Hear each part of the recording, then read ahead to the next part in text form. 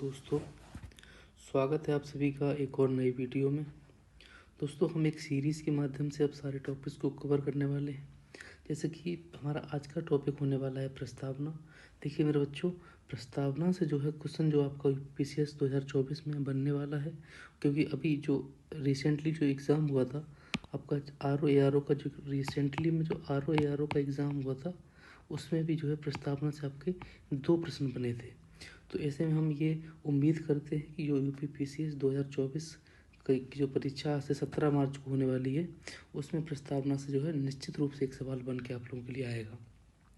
तो इस पूरे टॉपिक में हमने इस तरीके से प्रस्तावना की चीज़ों को कवर किया है कि अगर यूपीपीसीएस 2024 में प्रश्न बनता है तो वो प्रश्न आप लोग उसको आसानी से हल कर पाएंगे। ठीक है दोस्तों, तो देखते हैं टॉपिक है हमारा प्रस्तावना। देखिए, सबसे पहले प्रस्तावना के स्रोत की बात करते हैं कि प्रस्तावना का जो स्रोत है वो कहाँ से लिया गया है। तो देखिए, एक सेकंड रुकिएगा। देखिए, प्रस्तावना का स्रोत अगर आपसे पूछता है कि प्रस्तावना का स्रोत कहाँ से लिया गया, तो आप लगाएंगे अमेरिका। ठीक है, कहाँ से लिया गया? अमेरिका से लिया गया है। वहीं अगर आपसे ये पूछ लेता है कि जो प्रस्तावना है, प्रस्तावना की भाषा कहाँ से ली गई है, तो वो ली गई है आपके ऑस्ट्रेलिया से। ठीक है, वहीं प्रस्तावना में ये जो शब्द हैं स्वतंत्रता, समता और बंधुत्व, ये शब्द कहाँ से लिए गए हैं, तो ये लिए गए हैं मेरे बच्चे फ्रांस से। कहाँ से लिए गए हैं? फ्रांस से लिए गए हैं। ठीक है, और वही पूछता है कि प्रस्तावना में जो सामाजिक, आर्थिक और राजनीतिक न्याय की बात की गई है, ये किस देश से लिया गया है, इसका जो विचार है वो कहाँ से लिया गया है, तो ये लिया गया है रूस से। ठीक है, ठीक है। और इसी प्रकार हम आगे चलते हैं और देखते हैं कि जो प्रस्तावना है, प्रस्तावना का जो विधिक स्वरूप है, प्रस्तावना का विधिक स्वरूप कैसा है मेरे बच्चे? अपवर्तनीय है, यानी कि इसको जो है न्यायालय के द्वारा प्रवर्तनीय नहीं है, यानी ये न्यायालय के द्वारा लागू नहीं कराया जा सकता। ऐसा कब कहा गया? ऐसा कहा गया मेरे बच्चे जब बेरूबारी केस 1960। कब कहा गया? बेरूबारी केस 1960। और इस बेरूबारी केस 1960 में ये कहा गया कि जो प्रस्तावना है ये संविधान का भाग नहीं है, अर्थात हम ये कह सकते हैं कि जो प्रस्तावना है वो क्या है? असंशोधनीय है, यानी इसमें कोई संशोधन नहीं किया जा सकता है। अब जब बेरूबारी केस 1960 में ये कह दिया गया कि प्रस्तावना है वो संविधान का भाग नहीं है और ये असंशोधनीय है, उसके बाद एक आपका दूसरा केस आता है। दूसरा केस है आपका केशवानंद बनाम भारतराज, यानी कि हम कह सकते हैं कि केशवानंद भारतीय केस, जो कब आता है आपका 1973 में आता है। और इसी 1973 के केस में क्या होता है, ये माना जाता है, ये सुप्रीम कोर्ट जो बेरूबारी केस में ये बोला था कि प्रस्तावना संविधान का भाग नहीं है, वो अब अपने विचार को, अपने जो कथन है उसको बदल देता है और अब कहता है कि प्रस्तावना संविधान का भाग है और प्रस्तावना संशोधनीय है।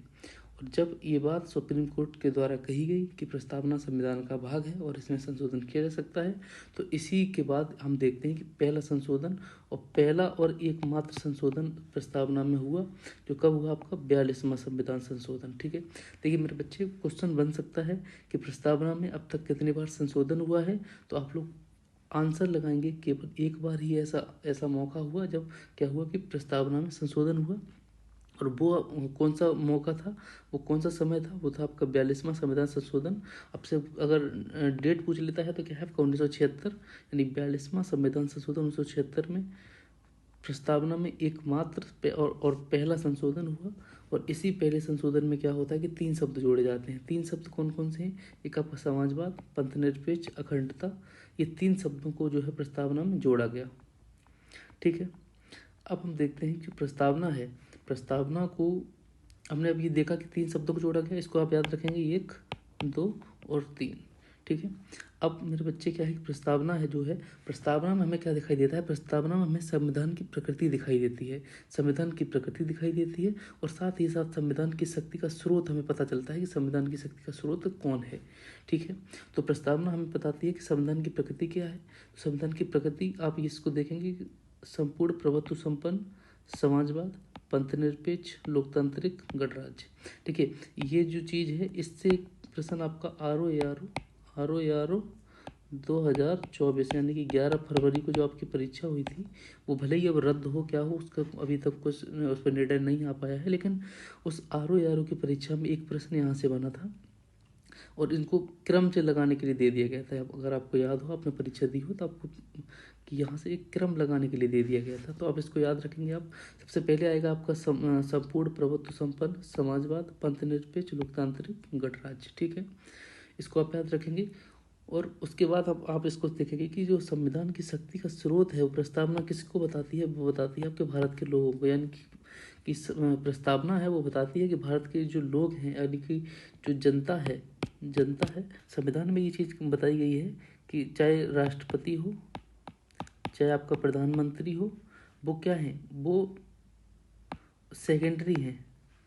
प्राथमिकता किसे दी जाएगी? जनता को दी जाएगी, क्योंकि जनता ही संविधान की शक्ति का स्रोत है। ठीक है, चलिए अब उसके बाद देखते हैं प्रस्तावना में संविधान का उद्देश्य। हम देखने वाले हैं प्रस्तावना में संविधान का उद्देश्य। ठीक है मेरे बच्चे, अब संविधान में कितने प्रकार की संविधान की जो प्रस्तावना है, प्रस्तावना में कितने प्रकार के न्याय की बात की गई है, कितने प्रकार की स्वतंत्रता की बात की गई है, कितने प्रकार की समता की बात की गई है और कितने प्रकार के बंधुत्व की बात की गई है। मेरे बच्चे देखिए, इससे प्रश्न जो है आपका अक्सर परीक्षाओं में बनता है और लगातार पीछे के अगर आप PYQs देखेंगे तो उसमें लगातार इस जो है इस चीज़ से क्वेश्चन आपका बना है। ठीक है, आपसे पूछ लेगा कि कितने प्रकार के न्याय की बात प्रस्तावना में की गई, तो 3 प्रकार के कुल न्याय है और 5 प्रकार की स्वतंत्रता है और 2 प्रकार की समता है और 1 प्रकार का बंधुत्व है।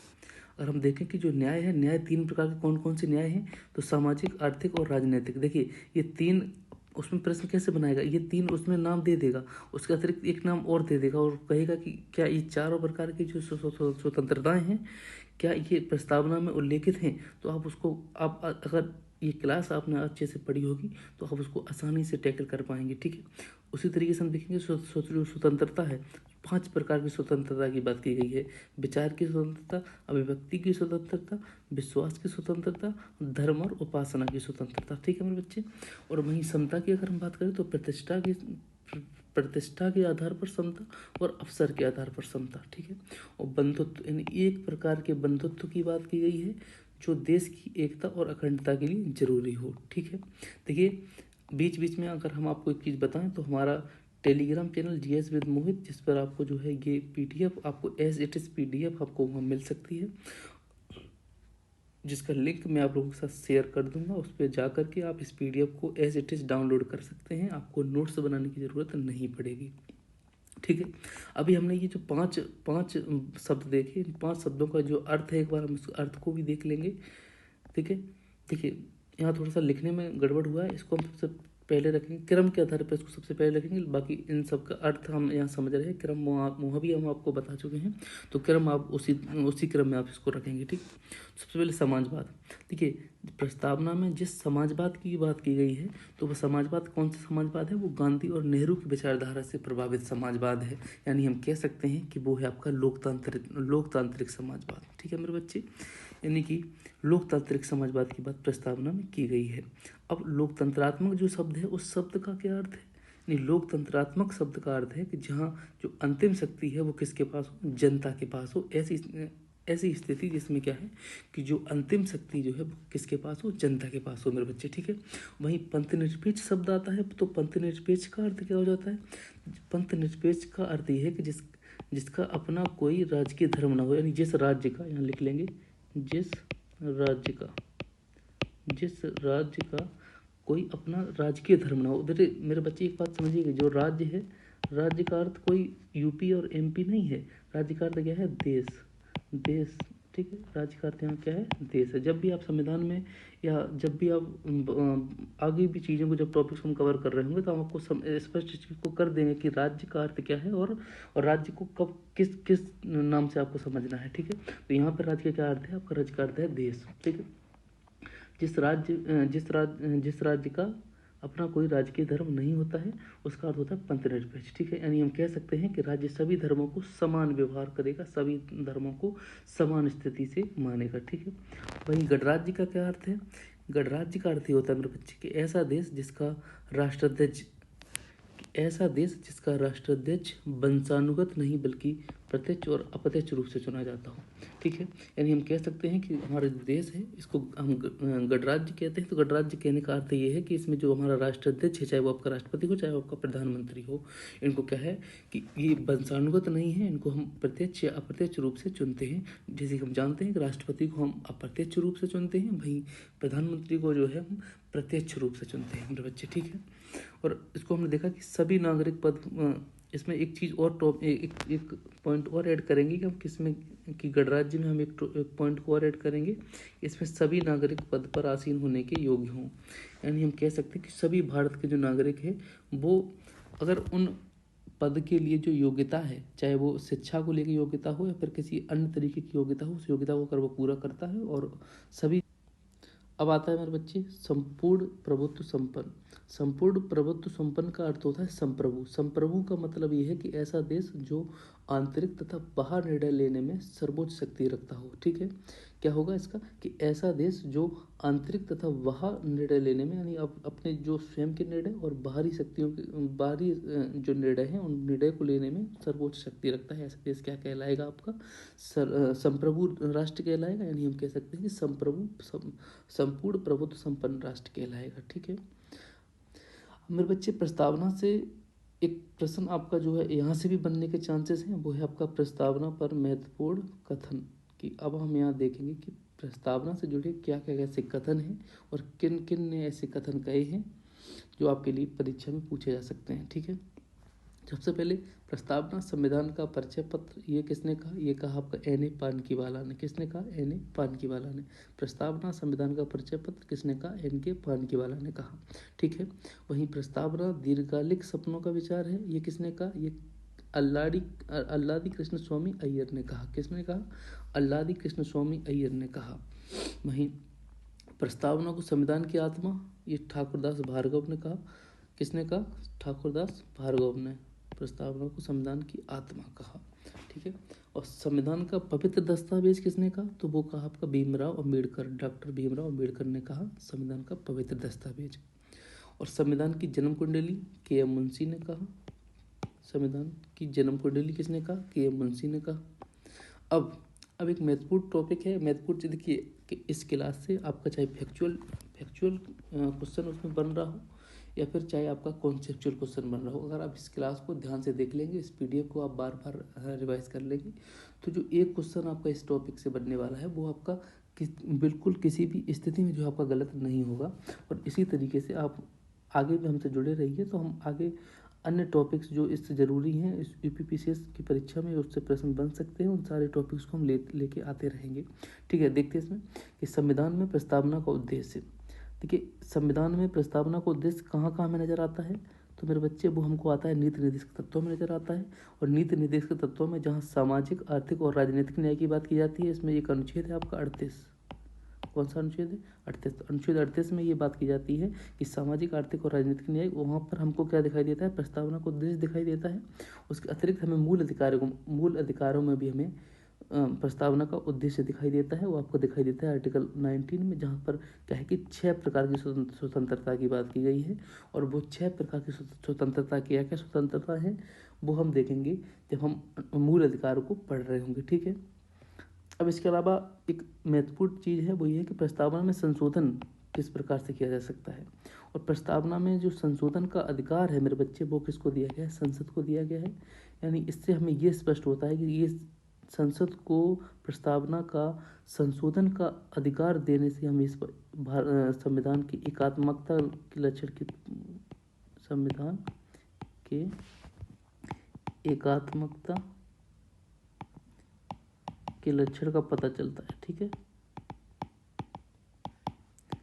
संविधान की एकात्मकता के लक्षण का पता चलता है। ठीक है, और संविधान में जो प्रस्तावना में संशोधन है वो केवल किस आधार पर हो सकता है? अनुच्छेद 368 के आधार पर हो सकता है। यानी हम कह सकते हैं कि साधारण बहुमत से इसमें संशोधन नहीं हो सकता है, यानी इसके लिए विशेष बहुमत की आवश्यकता होगी। किसकी आवश्यकता होगी मेरे बच्चे?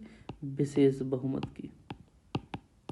देखिए प्रस्तावना से बनने वाले सारे सवाल जो आपकी प्रस्तावना से बन सकते हैं उनको हमने यहाँ देखा।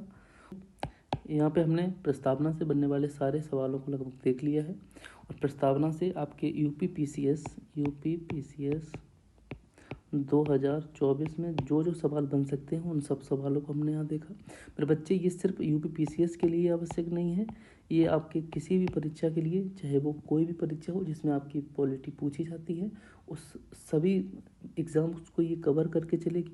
और उसके अलावा मेरे बच्चे, अगर आपने हमारे चैनल को सब्सक्राइब नहीं किया है तो आप हमारे चैनल को सब्सक्राइब कीजिए, जिससे कि आपको आने वाली वीडियोस का नोटिफिकेशन मिल सके और इसी प्रकार की यूज़फुल वीडियोस हम आप लोगों के लिए लेके आते रहेंगे। उसके अलावा मैंने आपको बताया कि हमारा टेलीग्राम चैनल GS विद मोहित, जिसका लिंक आप लोगों के लिए मैं अभी इसमें ऐड कर दूंगा, इसी वीडियो के जो डिस्क्रिप्शन है उसमें ऐड कर दूंगा, जिससे कि जो हमारी आने वाली वीडियोस हैं उनका नोटिफिकेशन आप लोगों के लिए आसानी से पहुंच सके और आप उन क्लासेस को मिस ना कर सकें। ठीक है, तो बहुत यूज़फुल चीज़ें आप लोगों के लेके आने वाले हैं, PDF आपको उसकी प्रोवाइड हम कराएंगे। ठीक है, और इसी के साथ हम आप लोगों से विदा लेते हैं और मिलते हैं नेक्स्ट वीडियो में एक नई ऊर्जा के साथ। ठीक है, थैंक यू।